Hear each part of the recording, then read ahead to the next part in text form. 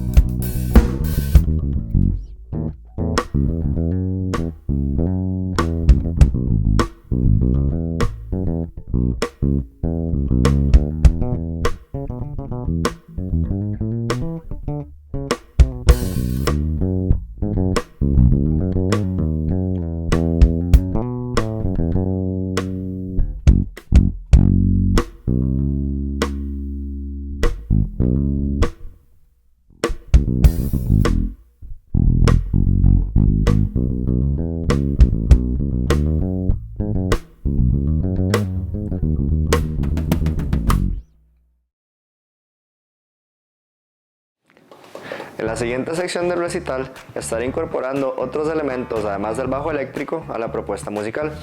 A continuación voy a introducirlos y a dar una breve reseña sobre estos. Primero, el ukelele. Este es un instrumento de la familia de cuerda pulsada. Comúnmente se le asocia con las islas de Hawái, pero tiene sus orígenes en el cavaquinho, un instrumento portugués.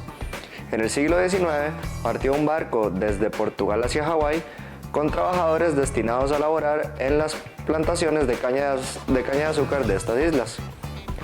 Algunos de estos se instalaron de forma permanente, trabajando como carpinteros y fabricantes de instrumentos. Estos comenzaron a crear cavaquinhos que cautivaron a la población local. Con el pasar del tiempo, estos fueron cambiando de forma y afinación hasta convertirse en el ukelele como lo conocemos actualmente. Este instrumento fue cobrando popularidad a lo largo del siglo XX. Ahora tenemos el Loop Station. Esta es una herramienta que le permite a un músico crear capas de sonido. Puede ser una sola o varias, solapadas sobre sí mismas. Esta herramienta está presente en distintas formas. Puede ser parte de un programa de computadora o bien un pedal. Sus diferentes formatos permiten incorporar distintos recursos, como por ejemplo utilizar varios instrumentos musicales a la vez, crear loops vocales o utilizar pistas de percusión como apoyo. En esta sección del recital estaré demostrando cómo se puede utilizar esta herramienta para obtener un sonido similar al de un ensamble, siendo un músico en solitario. Los siguientes fragmentos musicales que voy a interpretar son de mi autoría. El primero está basado en el bossa nova, un género que surge en Brasil en el siglo XX. En este utilizo el tapping a dos manos. Antes de interpretar esta pieza, me gustaría hablar un poco de esta técnica. El tapping consiste en pulsar las cuerdas del instrumento directamente contra el diapasón, utilizando ambas manos por separado. Es decir, no se pulsan de la manera tradicional. Dentro de la música popular, la creación de esta técnica se le atribuye al guitarrista Eddie Van Halen. Sin embargo, sería más exacto decir que él se encargó principalmente de su difusión. Hoy en día, con internet es posible encontrar videos de guitarristas utilizándola mucho antes de que este lo hiciera. Conforme esta técnica se fue extendiendo, los bajistas también fueron adoptándola. Esto les permitió interpretar dos líneas simultáneamente en este instrumento y explorar con mayor profundidad las capacidades armónicas del bajo. Esto marcaría un hito que expandiría las posibilidades musicales del instrumento.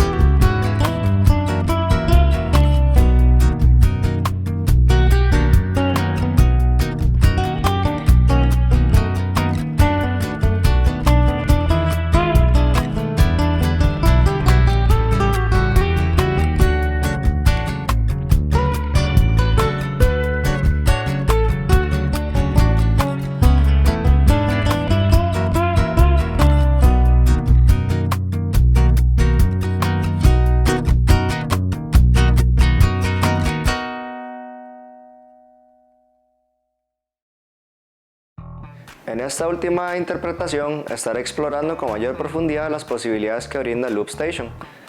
En la anterior me limité a utilizar solamente una capa sonora por instrumento, pero en esta estaré creando varias, construyendo sobre una base progresivamente.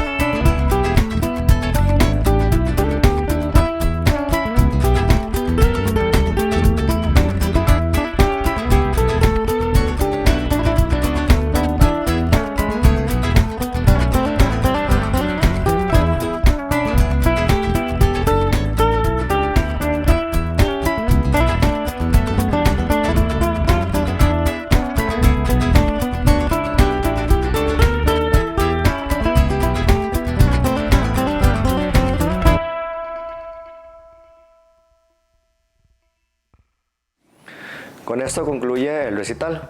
Como consideraciones finales, se deben tener en cuenta las limitaciones que contiene esta propuesta musical, así como los beneficios que brinda.